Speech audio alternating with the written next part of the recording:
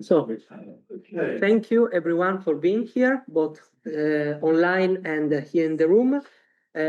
Just want to add something. I won't steal much of your time. I will leave the floor to the speakers. And the theme of this seminar, you can see that it's quite an informal one, is to reflect around the representations of the otherness. So the relationship both in the economic sphere and in the psychological and ideological one between the Italian community and the other communities non-Italian in both colonial and post-colonial context. The idea that we had in mind at the beginning was to create a dialogue between the Italian colonial context and foreign colonial context in which the Italian communities was both at the center of the racial hierarchy, but also in certain ways marginalized, especially in the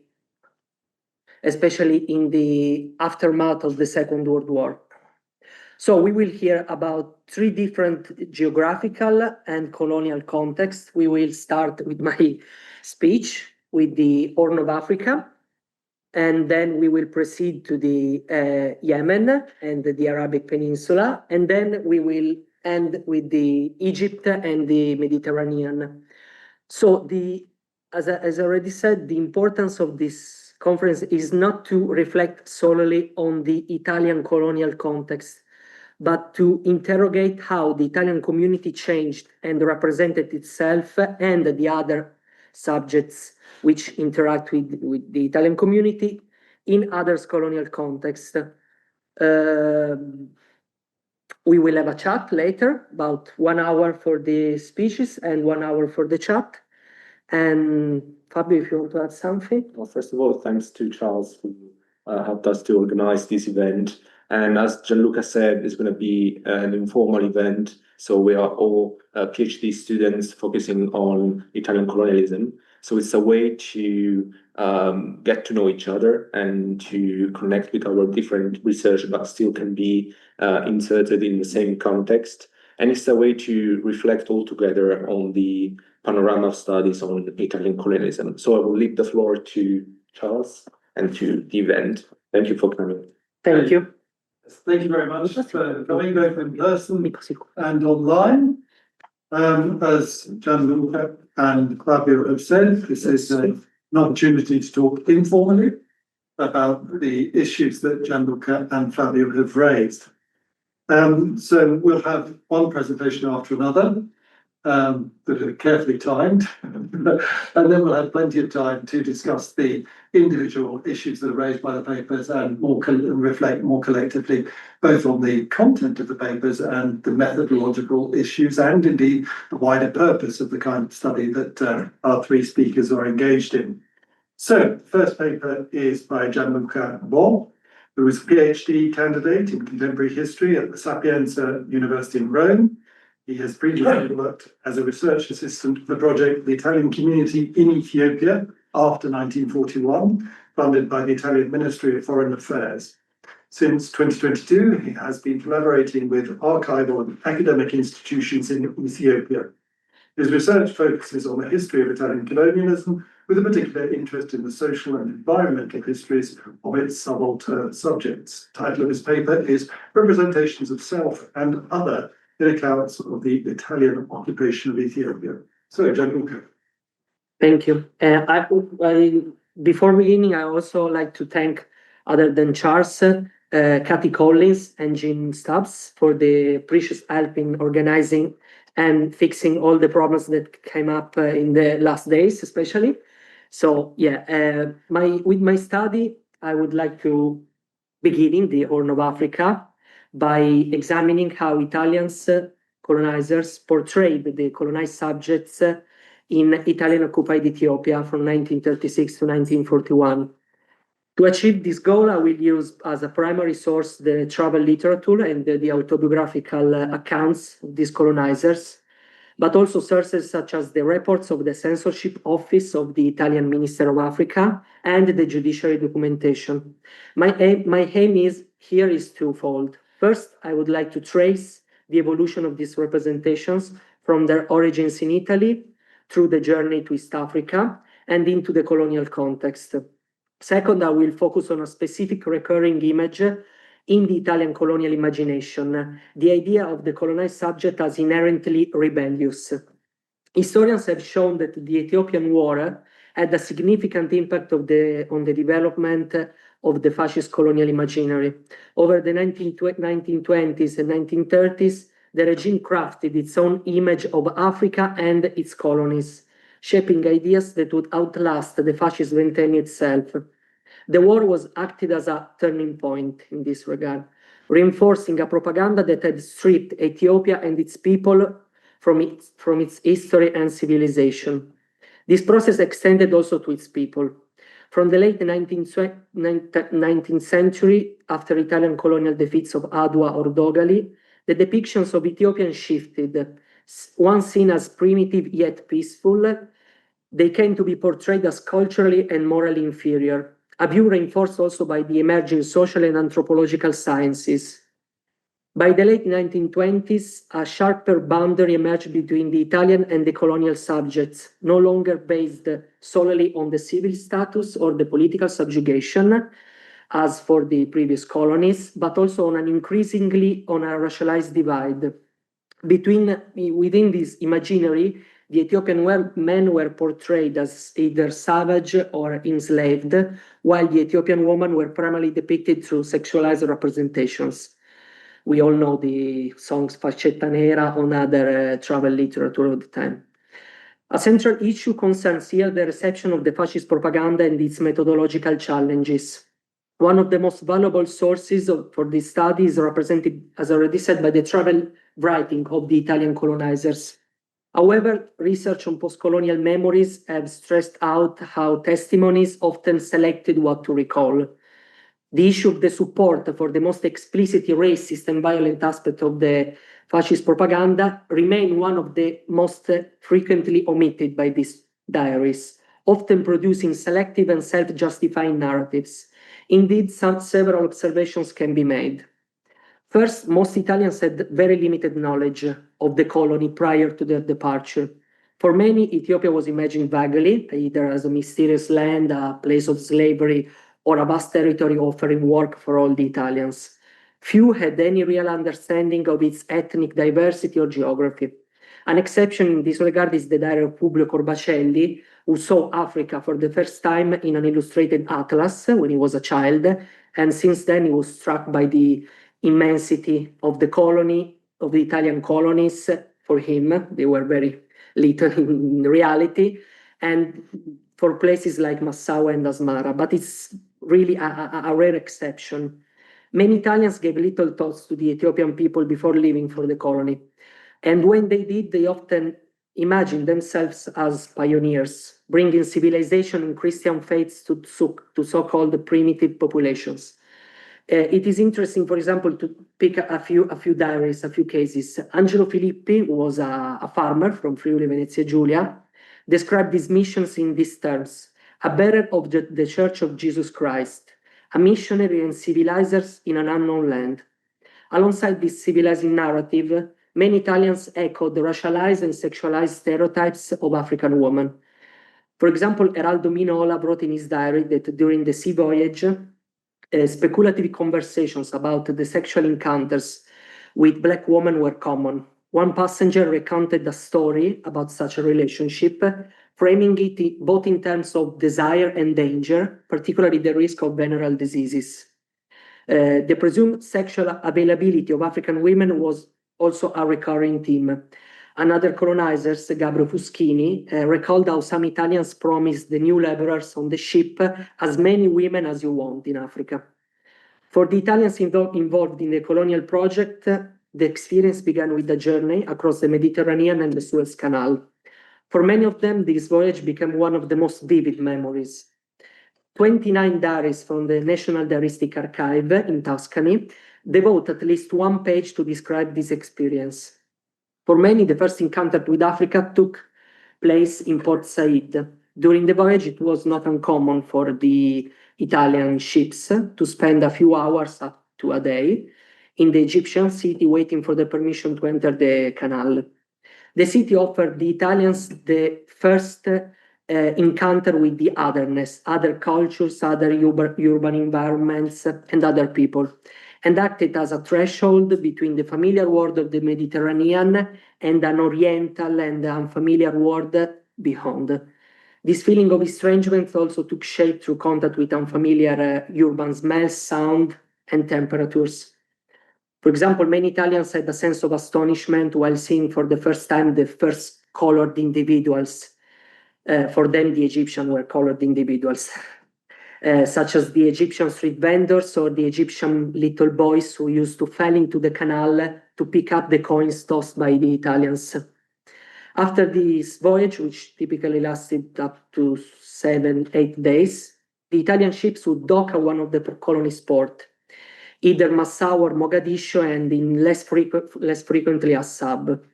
Autobiographical accounts and archival records alike reveal a widespread sense of disappointment among colonizers upon their first encounter with the colony.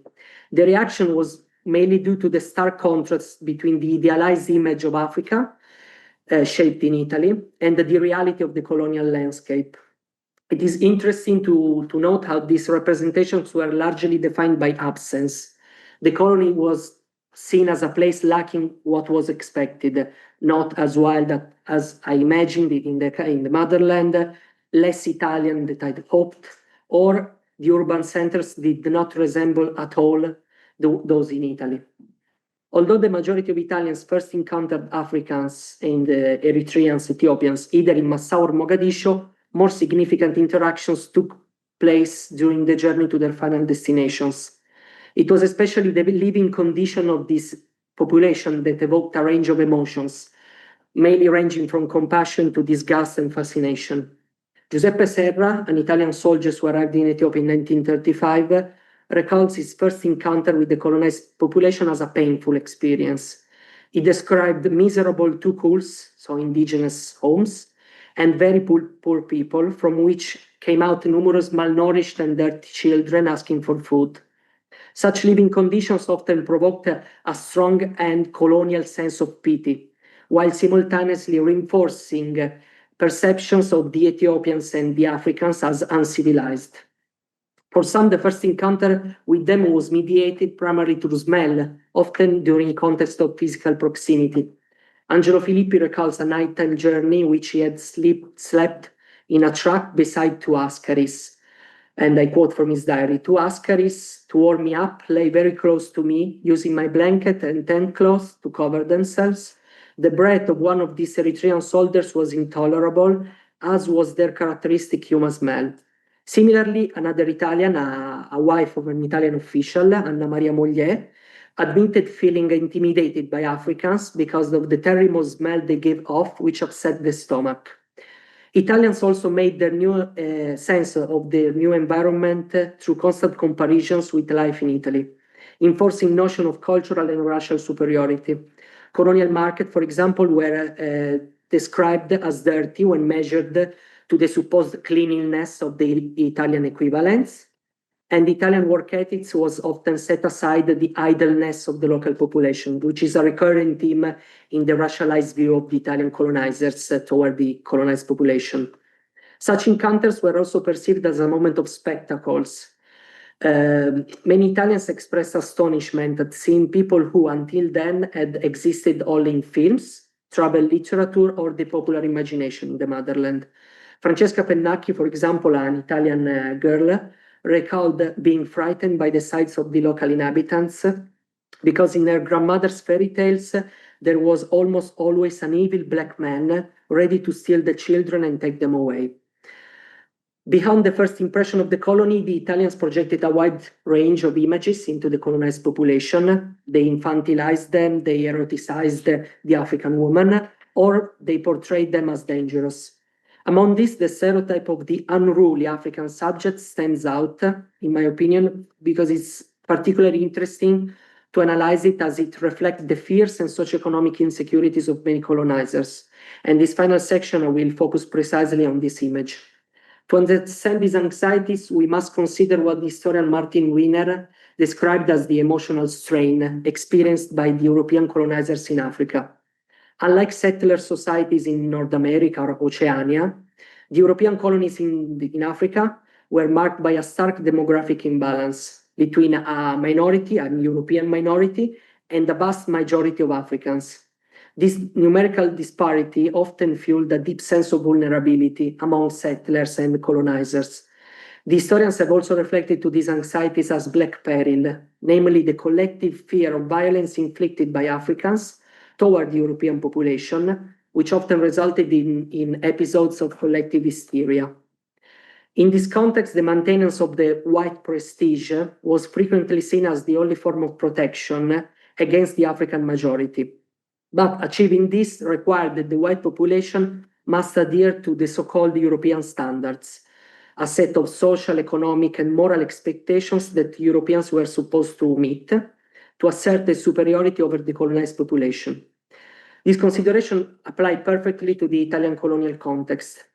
In Italian-occupied Ethiopia, many colonizers felt that the regime failed to provide them with the necessary prestige over the African population.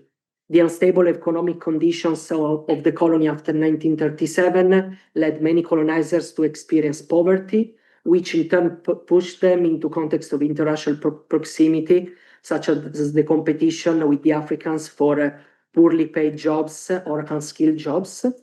And additionally, the lack of available houses in the colony led many Italians to reside next to Africans in indigenous schools.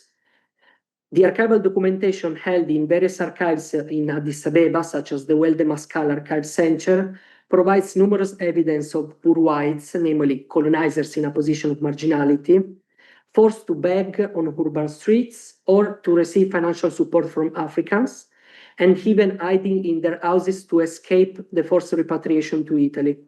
These forms of international proximity intersected with a broader sense of insecurity felt by these Italians, particularly due to the persistent Ethiopian guerrilla that spread in East Africa. This was especially true for the unskilled workers, such as the road workers, who worked in isolated areas or along key transportation routes. It is precisely this instability, both economic and psychological, among the Italian colonizers that created a fertile ground for the emergence of these anxieties and tensions directed toward the colonized population.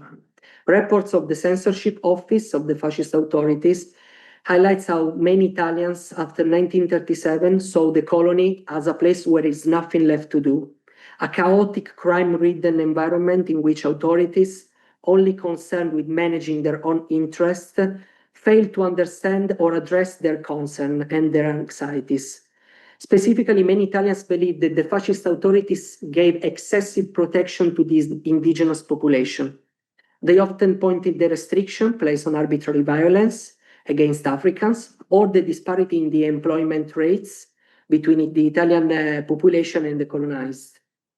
The censorship reports attested the recurring complaints that the Italian population is unemployed while Black people have jobs. To cite an example, I chose a letter of an Italian residing in Obbia, a city in Somalia, who wrote in 1937 that since the war, the white man has lost all the prestige that he once earned him the respect of the Black man.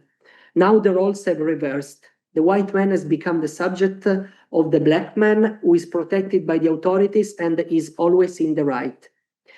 Autobiographical accounts also emphasize the perceived need for Italians to enforce greater discipline among the Africans, a measure considered essential for maintaining colonial orders among these unruly subjects. I had chosen one diary, specifically of the National Diaristic Archive, the one of Epifanio Sorrenti, who was a driver from Messina, Sicily, who migrated to East Africa between 1935 and 1937, who argued that it was necessary to teach this sub-race a sense of inferiority before the white man, not viewed as an authority figure, but simply as a man. He further claimed that our rulers have been far too lenient And now to suppress the colonized, we will have to sweat. Every white man has reached his limit and is no longer willing to yield as in the past. His diary is particularly significant as it represents the life paths of colonizers who came to the colony, to Ethiopia, seeking a better life for himself or for his family, but instead found himself in a highly unstable economic context, fraught with risk to his own safety. And it is precisely from this sense of insecurity that the cited image of the colonized subject took shape. To sum up, the analysis of the representation associated with the indigenous people reveals several important aspects. First, they shed light on how the colonial imaginary shaped in the motherland, in fascist Italy, interacted with the experience of encountering the otherness in the colony, either both during the journey to East Africa and to the daily life in the colony. Second, examining some of the colonial stereotypes allows us to explore the emotions of the colonizers, such as their anxieties regarding the Italian prestige in the colony or the disillusionment toward their colonial life. And I think this analysis provides a valuable tool to illuminate the everyday reality of the Italian colonialism, especially beyond the fascist propaganda and the mere racial policies of it. Thank you.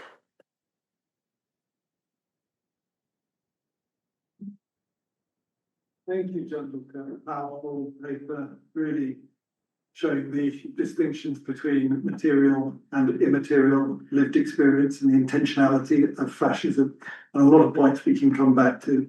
But what we will have is one paper after another. Yes. So we can think about questions, of which there are many, that your paper has raised. So, as Fabio is preparing, I'll just say a few words about Fabio. Fabio Sappino graduated in international studies at the University of Pisa and in political sciences at the Scuola Superiore Sant'Anna in Pisa. And he's currently a PhD student in international history at the London School of Economics. His research project aims to reconstruct a collective biography of Italian colonial governors, looking at their personal impact on Italian local policies. The title of his paper is At the Court of Yahya, the Italo-Yemeni Treaty of 1926 and the visit of the Yemeni delegation to Italy in 1927. Perfect. Thank you. And I know that the topic of Italo-Yemeni relations, and more specifically the state visits between Italian delegation in Yemen, in Sana'a, and Yemeni delegation in Italy might seem an extremely specific issue in the broad panorama of Italian colonialism. But I think that the history of the relations between Italy and Yemen might give us a lens through which we can analyze three main themes. The first of all of them is the Italo-British relations in the Red Sea and in the Arabian Peninsula, because despite a really good relationship between Mussolini's fascist Italy and some British cabinets, there was a really tense situation in the Red Sea between the Italians and the British. Some might also call it a proxy war, because the Imam of Yemen, Imam Yahya, started a war against the British Protectorate of Aden. Italians wanted to use the Imam as their political weapon to gain a major control in the Red Sea. The second main theme is the analysis of the degree of autonomy that local colonial governors had in their colonies. And we have one absolute protagonist of the class of Italian colonial governors, Jacopo Gasparini, who demonstrated how in Italian colonies it was possible to diverge from the central directives coming from Rome. And the last aspect is how a young new state, as Yemen was in that period, wanted to portray itself, which aims it had, and how it used this relation with Italy as a political leverage against other rivals in the Arabian Peninsula. I would start with one of the protagonists of this new phase of relations, Jacopo Gasparini. And his first vocation was not Africa. He was a lawyer, and he started to work in the Italian prefectures. And then he entered in contact with the national debate regarding the colonization of Somalia. And he wanted to change all of a sudden his career, and he started to study a bit of Arabic here, a bit of the Quran there. And through also influential friendships, he could secure a position inside the Ministry of Colonies and to be sent in Mogadishu to start his African career. In Somalia, he had really good relation with his superior, De Martino, who sent him in the two northern sultanates of Hobyo and Majartin.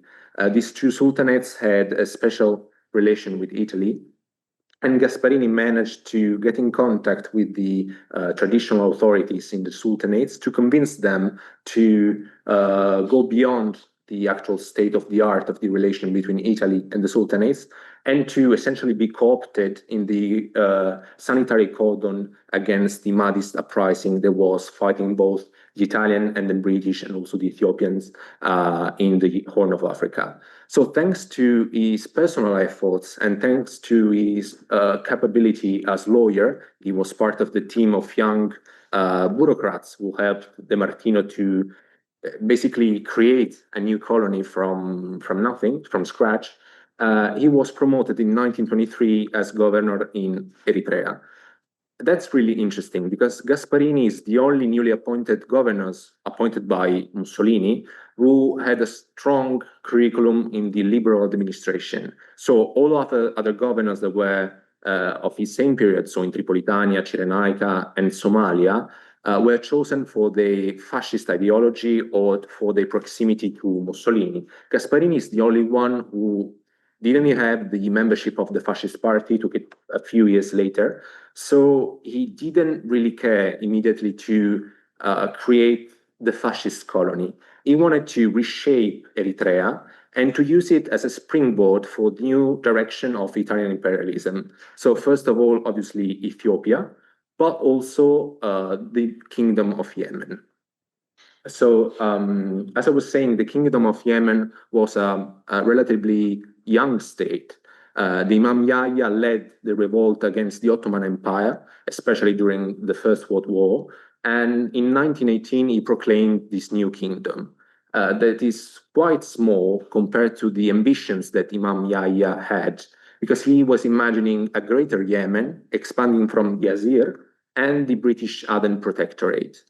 And he was basically isolated because the British in Aden tried many times to co-opt Imam Yahya and to eventually create a British protectorate. Maybe that was the aim, but he refused every time and he continued to claim his designs for a greater role in the Arabian Peninsula. And from the other side, he was contested by the Al Saud dynasty, which also had greater plans for the Arabian Peninsula and then, creating later the Kingdom of Saudi Arabia. So this was the political conundrum that Gasparini was facing at the time. And he understood that Eritrea could be the African lung, but it needed an Asian lung to work in synergy together. And the Asian lung for Gasparini was Yemen. He understood that Red Sea was basically the imperial artery that was connecting India to Great Britain. And it was important to create ultimately a sort of Italian Suez Canal between the shores of Eritrea and the shores of Yemen. So Gasparini started a very meticulous operation, I could also say intelligence operation, trying to gain the friendship of Imam Yahya. So first of all, he used some Italian traders that were working in Yemen to gain the trust of Imam Yahya. And then he used a pool of medical doctors that were personnel of the SIM, the Military Information Service, where they were acting as doctors.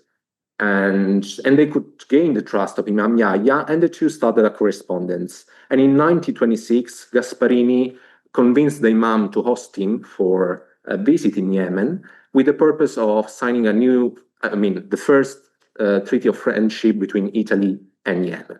It was a long journey, and Gasparini was not completely sure of the outcome because inside Yemen there were different forces that were against the treaty. First of all, the British that tried to bribe many dignitaries to push the Imam not to sign a treaty with Italy, but also inside the court of Yahya, it was difficult to gain a momentum that could help the king to be sure of the support of all these dignitaries to choose an alliance with Italy. But Gasparini, the point of the visit of Gasparini was that he was presenting Italy as a force that could reshape the power imbalance that was present in the Arabian Peninsula.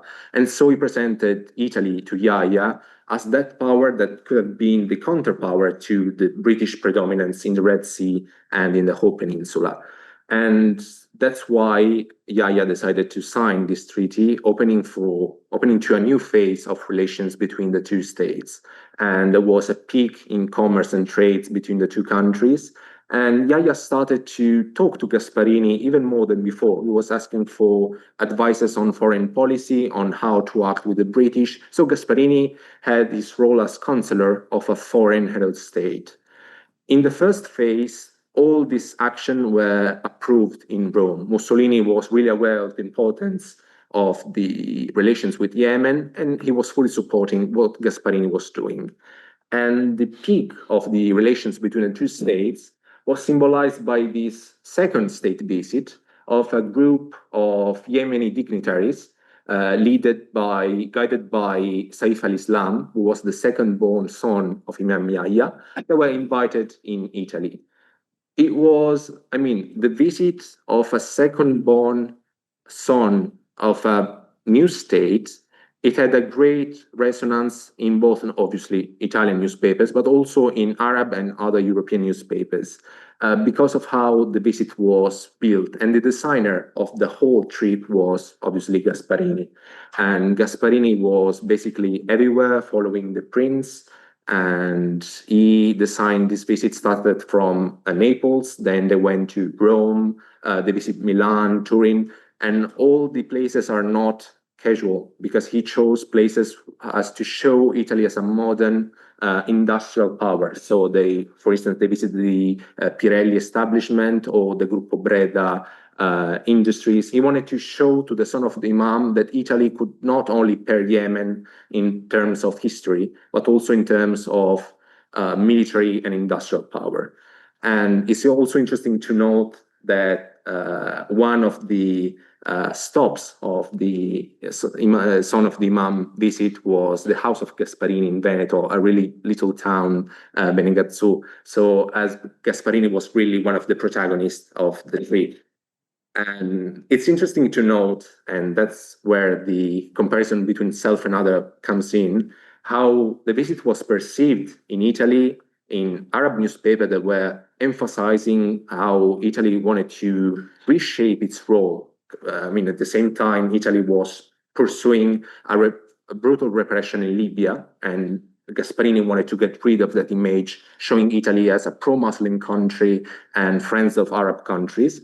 But at the same time, if we look at the British papers, and the son of the Imam, Saif al-Islam, was really unsatisfied from this long tour.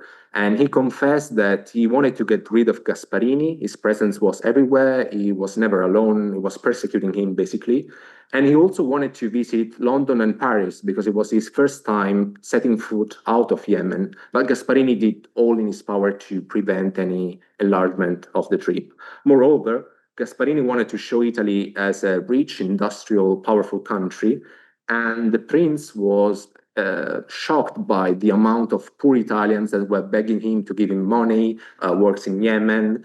And so there's a striking difference in the perception of the visit between the Italian propaganda and Gasparini beliefs and what the son of the Imam, Saif al-Islam, actually, how he lived the visit. We have some pictures here of the visit and to see how it was all over encompassing. But what was interesting that the situation became unstable and unsustainable for Italy because, the British were really worried about this new course of events, and they put pressures on Mussolini to stop Gasparini, for instance, selling weapons to the Imam. And the directives from Rome changed. So it was asked to stop this unconditioned support for Yahya's desires. and to reshape Italian policy in the Red Sea. Nevertheless, Gasparini decided to continue his own designs. He didn't want to get rid of what he has built in the previous year. And this is when there was the clash between Rome, London, and ultimately Asmara, Gasparini. Because the Ministry of Colonies discovered that Gasparini continued to sell weapons to Imam Yahya. The British were completely, obviously, aware of what was happening, and they started bombing Yemeni positions inside the kingdom. So for this unstable situation, Gasparini was removed from his post in Asmara. He was promoted as senator just to get rid of him in Eritrea, and he was substituted with Corrado Zoli, who changed the music, let's say, in Eritrea. He had really raised his profile, and he believed that it was time to detach from the paternalistic tradition of Gasparini, who was seeking for the support of the local authorities, and he wanted to, mark the differences, and he wanted to break with this policy of support towards Yemen. But that's when the biggest change arrived, that we can see another another important visit, led by Angelo Majorani, who was sent to check if the situation with the Imam was still the same, if he was still considering Italy as a friendly power. That was not the case, because the Imam was really worried about the new situation, and he started seeking support from other countries. He even signed a treaty of friendship with the Soviet Union. And so he was colliding basically with Italy. All the communication were removed. The medical doctors that were the spies of Gasparini, the eyes of Gasparini in Yemen, were their roles were reshaped, and so Italy was losing its authority in Yemen. And what what Talamonti was able to see in his visit in Yemen, that the feast of stone in every conversation was still Gasparini. The Imam was asking, why am I talking to you and not to my old friend Gasparini? And he was noting the complete chaos in the Italian delegation. It was completely changed after the arrival of Zoli. And he was worried about the lack of support from the Italian delegation regarding the sale of weapons. So I think that analyzing these three different visits, we can see how Italian policy towards Yemen changed three times. So for the first time, we have a very personal imprint coming from the periphery of the empire, not the center, so from Gasparini. And the peak of this new state of the art was the visit of 1927, when Gasparini was able to show to the world, and especially special message to the Arab world, that Italy was a pro-Muslim and pro-Arab country that could be the main rival of the United Kingdom and could help them to gain the independence. So well before the 1930s, where this pro-Arab policy was pushed by the fascist regime. And the third visit in 1932, where all what was built by Gasparini was destroyed by his successor, so Zoli, for instance, and still he remained the cornerstone of the Italo-Yemeni relationship, because in 1935, Gasparini was asked from the Bono and Mussolini himself to go back in Yemen for his final time, to ask the Imam to sign the renewal of the Treaty of Friendship that was signed in 1926, and Gasparini could secure it again. So he was able to maintain a line of originality and autonomy despite having clashed with the central power. Thank you.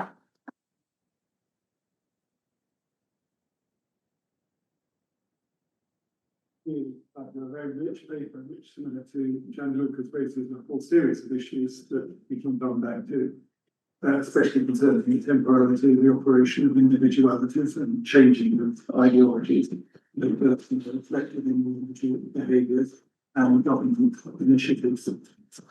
So, Our third speaker is Laura Ponte, who is a PhD candidate in European Studies at the University of Genoa and the University of Messina.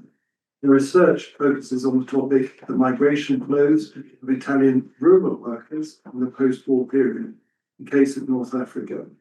Since 2022, she has contributed to the online journal or online journals such as Spegna Online and the Osservatorio sul Mediterraneo, where she has explored geopolitical and energy dynamics in the Mediterranean region. She is currently publishing a chapter titled The Twofold Securitization of Italian Settlers to Libya in the volume Varieties of Securitization Governing Migration Along the Central Mediterranean Route, published by Paul Gray Macmillan. The title of her talk is Italians in Egypt Between Marginalization and Emigration Between 1946 and 1952. Thank you, Charles, for presentation, and thank you, Gianluca and Fabio, for including me in this great opportunity to talk in an informal way about our PhD research, and I hope that is an opportunity to improve that. So, through the analysis of archival documents preserved in the Italian Ministry of Foreign Affairs archives and the National Archives in London, this study reconstruction the experience of Italian community that lived in Egypt between 1946 and 1952. This period, which ran from the re-establishment of formal diplomatic relations between Italy and Egypt to the rise of Nasser's national government, was a critical moment for the Italian community. It was characterized by a progressive political and economic marginalization, which increasingly pushed Italian rural immigration. However, this marginalization was mainly due to contingent factors rather than racial discrimination. The Italian community was in fact incorporated into Egyptian narrative that defined the other, but this definition was based on a broader European identity, significantly shaped by reaction to British colonial influence and post-colonial reworking of identities. The reciprocal exchange of monarchs in exile, King Vittorio Emanuele III in 1946 and King Farouk in 1952, show how both countries cultivate the concept of historical linked nation, also partly driven by the Italian Republic's desire to present itself as a medium-sized power in the Mediterranean. No, I have to. How did you do? Okay, sorry. The Italian presence in Egypt has deep roots and has a lasting mark on various Egyptian professional fields, from engineering to archaeology, from medicine to architecture. Before Egypt became a British protectorate, Italian was considered the country's second official language after Arabic. Even after 1882, despite the British occupation, the Italian community continued to be one of the largest in the country. It was with the outbreak of the Second World War that the Italians in Egypt began experiencing political and social changes. After the Italian invasion of Egypt in 1840, Egyptian King Farouk severed diplomatic relations with Italy and approved an emergency plan that included following measures: the requisition of properties, forced dismissal, a ban on all commercial activities, and the internment of men between the ages of 15 and 65, as well as women considered dangerous. It should be noted, however, that after Italy declared war in 1940, the Egyptian government, which had remained under British control even the independence in 1922, was forced to implement an emergency plan against the Italian community, which the British saw as a potential fifth column. This measure led to a drastic downsizing of the Italian community in Egypt.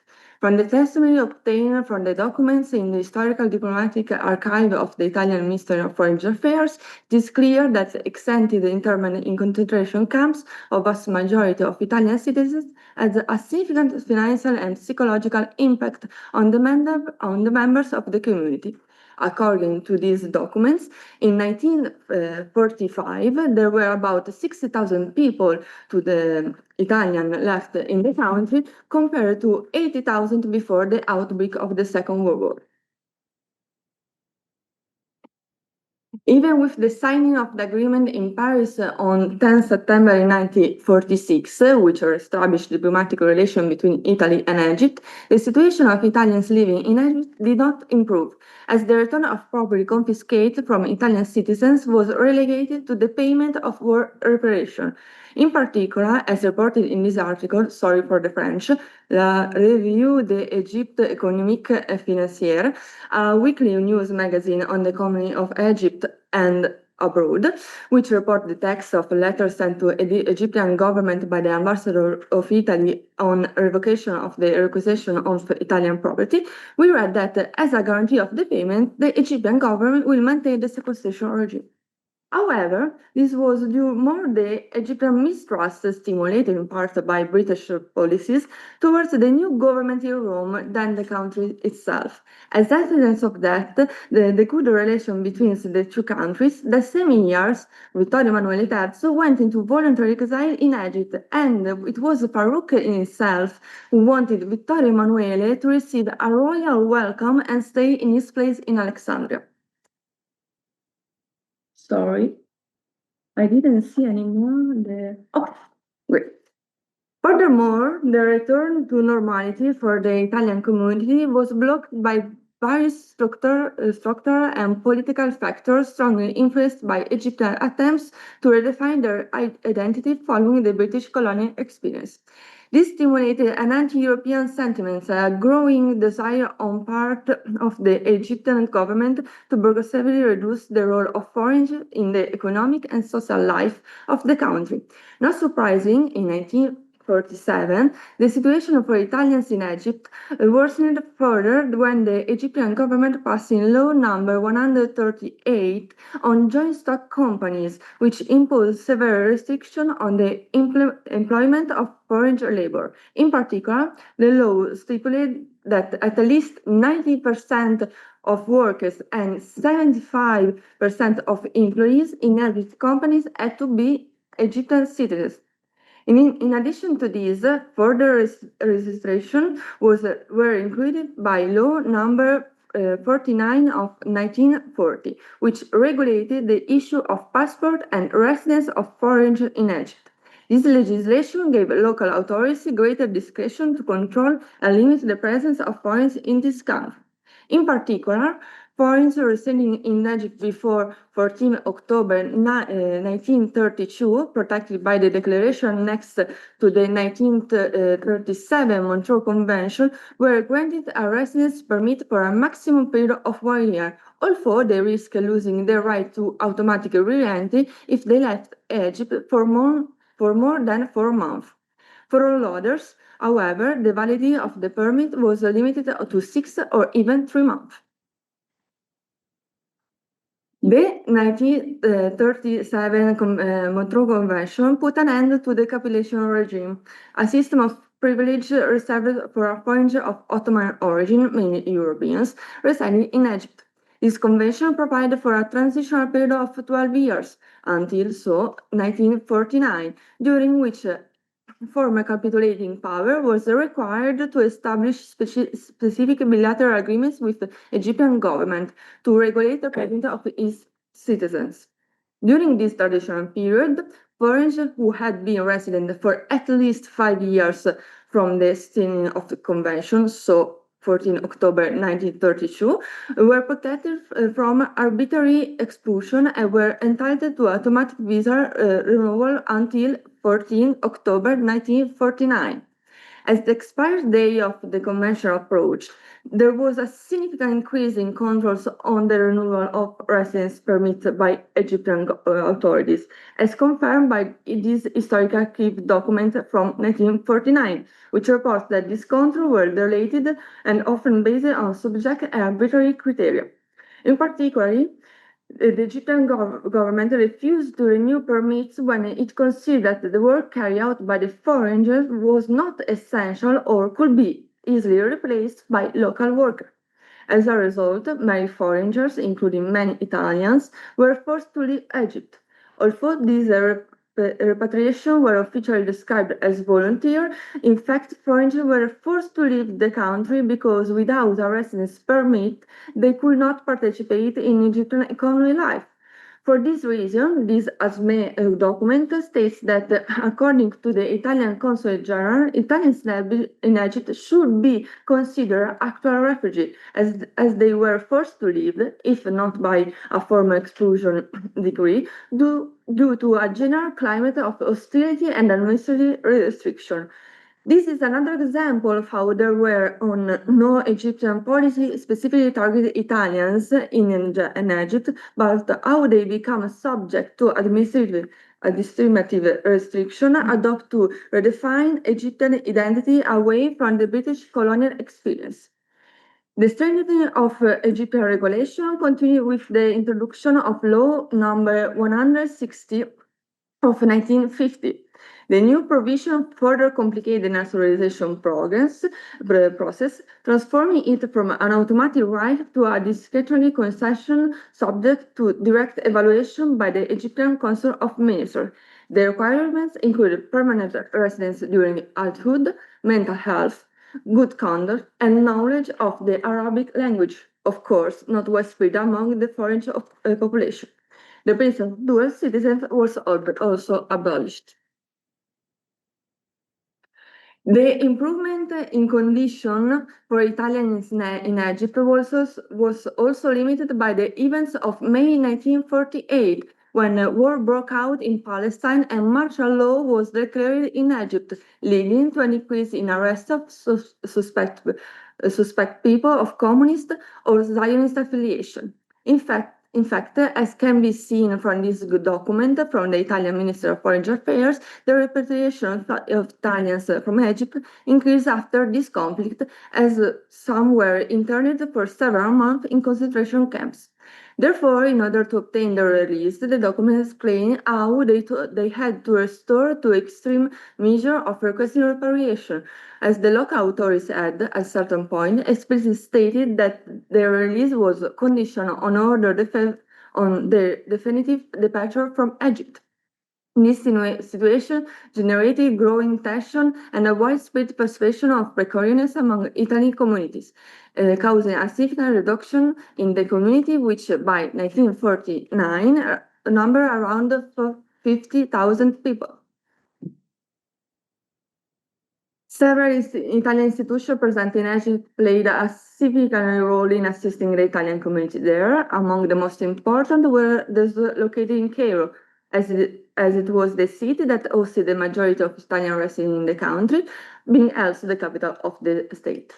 Among these institutions, the Italian Charitable Society stand out above all, distinguishing itself in providing concrete support to destitute Italians in Egypt, especially through the direct management of Italian Hospital Umberto I.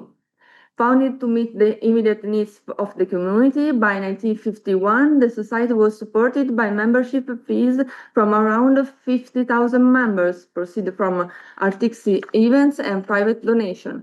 In particular, the society provides direct assistance to Italians in Egypt through a medical clinic that provides free home care and medicine to patients in need, as well as ongoing maritime assistance.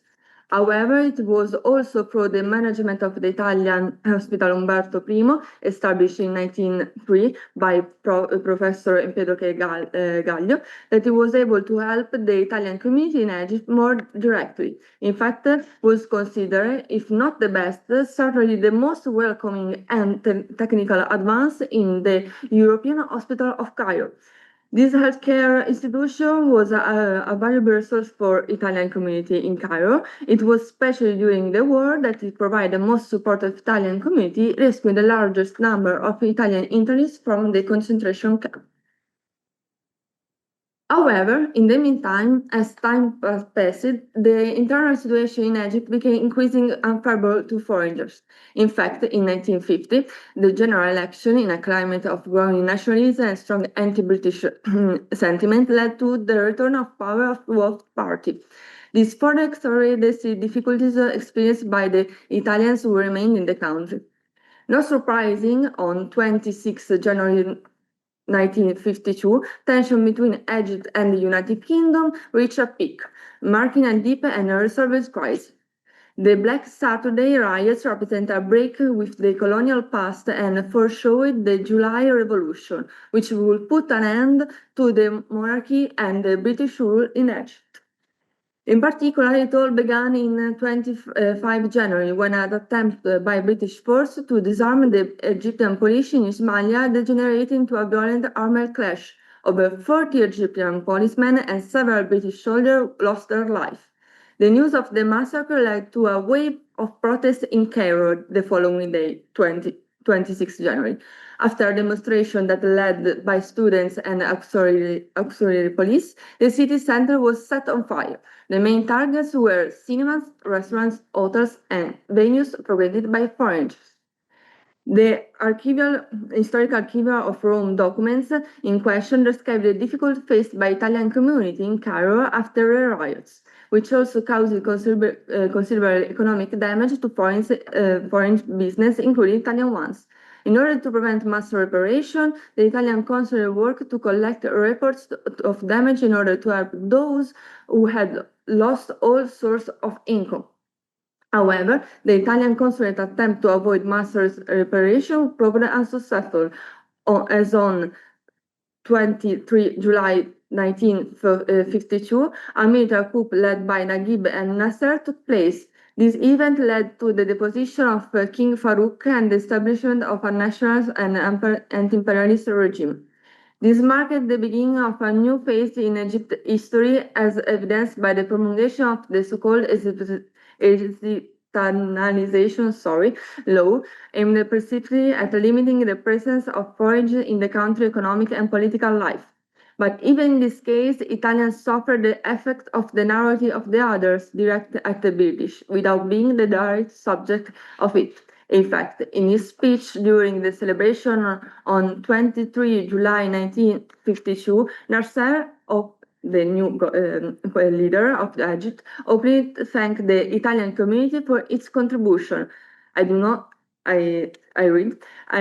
want to end this message without mentioning the thousands of Italians who have lived in Egypt for generations and who have helped the country to grow thanks to their hard work and resourcefulness in all sectors. To these Italians, the revolution guarantees protection and appreciation of their work, their initiatives, and their activities, because we believe in the sincere correlation of people of goodwill.